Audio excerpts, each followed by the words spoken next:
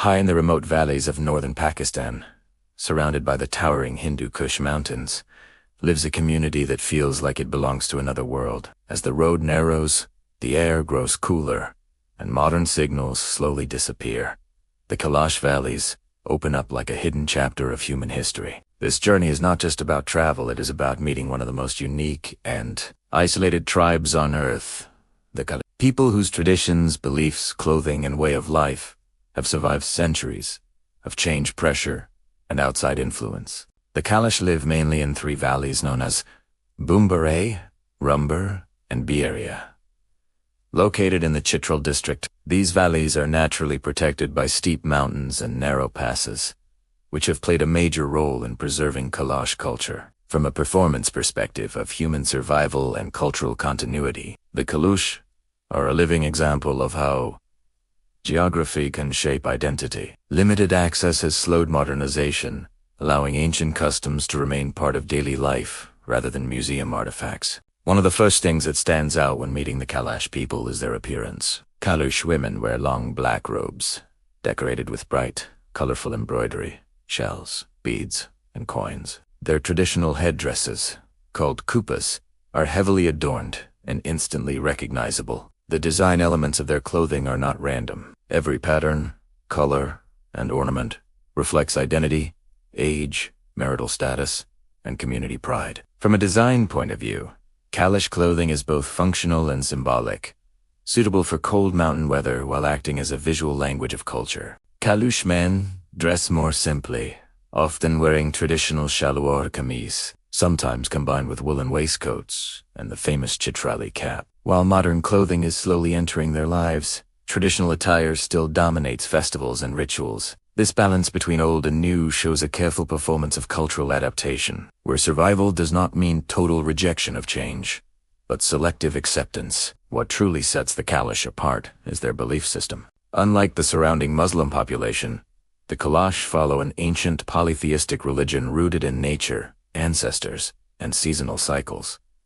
They believe in multiple gods and spirits associated with mountains, rivers, animals, and the sky. Purity and impurity are central concepts in their worldview. Certain places, actions, and times are considered pure, while others are not. And daily life is organized around maintaining this balance. From a layman-friendly perspective, their belief system can be understood as a deep respect for nature and harmony. Mountains are not just rocks.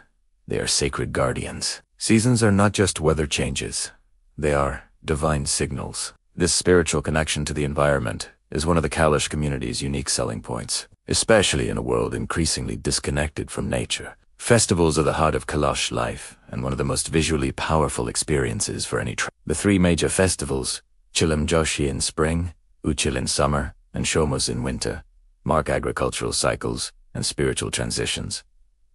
During these festivals, the valleys come alive with music, dance, laughter, and rituals passed down through generations.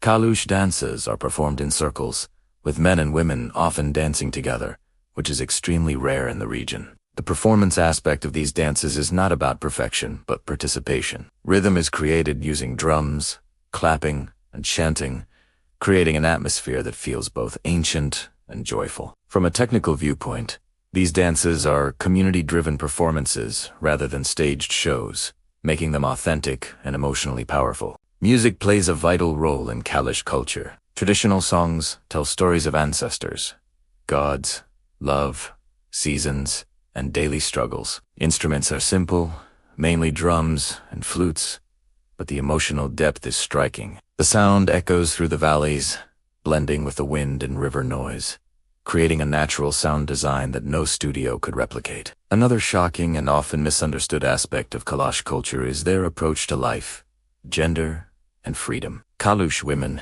enjoy a level of independence that is rare in the region.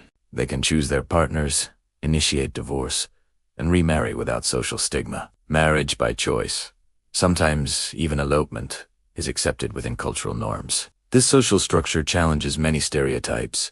It makes the Kalash society particularly fascinating from a sociological perspective. From a performance standpoint of social systems, this flexibility has allowed the community to maintain internal harmony. Conflicts are often resolved through community councils, rather than strict punishment. The emphasis is on balance, respect, and restoration, rather than control. Death rituals among the Kalash are equally unique. Traditionally, the Kalash viewed death as a transition rather than an end. In the past, coffins were placed above ground, and people celebrated the life of the deceased with music and gatherings. While some practices have changed due to legal and social pressures, the core philosophy remains. Remembering the dead with joy instead of fear reflects their outlook on life itself. Food is another window into Kalash life. Their diet is simple but deeply connected to local resources. Corn, wheat, dairy products, fruits, and nuts form the foundation of their meals. Homemade cheese, yogurt, and butter are common, and grape wine plays a role in rituals and festivals. From a design and performance angle, Kalash is seasonal, sustainable, and rooted in tradition rather than convenience. The architecture of Kalash villages is perfectly adapted to the mountainous terrain. Houses are built from stone and wood, stacked along slopes to save space and retain heat. Flat roofs often serve as terraces for drying crops or socializing. The design is practical, climate-friendly, and community. Narrow pathways connect homes, encouraging interaction and shared responsibility. One cannot ignore the pressure the Kalash face in the modern world. Their population is small, estimated to be only a few thousand, making them vulnerable to cultural extinction. External influences, tourism, religious pressure, and economic challenges constantly test their way of life. From a technical survival perspective, maintaining language, rituals, and identity with such a small population is an ongoing challenge. Tourism is a double-edged sword for the Kalash. On one hand, it provides income, visibility, and a reason to preserve traditions. On the other hand, uncontrolled tourism risks turning culture into performance rather than lived experience. Responsible travel is essential. Visitors are encouraged to observe, learn, and respect rather than interfere or judge. This ethical dimension is one of the most important takeaways of any Kalash travel documentary. Language is another critical feature of Kalash identity. The Kalasha language is unique and not directly related to major regional languages. It carries centuries of oral history, myths, and knowledge. Every time a language disappears, an entire worldview disappears with it. Efforts are being made by local activists and scholars to document and teach the language to younger generations. Children in Kalash villages grow up between tradition and modern education. Schools exist, and many children now learn Urdu and English alongside their mother tongue. This blend of old and new is shaping the future of the community. From a performance aspect, the next generation will determine whether Kalash culture adapts, transforms, or fades. The natural beauty surrounding the Kalash valleys cannot be separated from the people themselves. Snow-covered peaks, green meadows, flowing streams, and star-filled skies form the backdrop of daily life. Nature is not a destination here. It is a companion. This environment has influenced their music, beliefs, clothing, and even their sense of time. What makes the Kalash truly shocking and fascinating is not just how different they are, but how confidently they remain themselves in a rapidly changing world. Their unique selling point is authenticity. They are not trying to impress or resist aggressively. They simply continue living as their ancestors did, with joy, color, and resilience. For travelers, historians, and storytellers, meeting the Kalash is like stepping into a living documentary. Every smile, song, dance, and ritual carries layers of meaning. This is not just a tribe to observe, but a lesson in cultural diversity, tolerance, and the many ways humans can organize life. As the journey through the Kalash valleys continues, it becomes clear that this is more than a travel experience. It is a reminder that progress does not have a single definition, that tradition can coexist with change, and that some of the world's greatest treasures are not monuments or cities,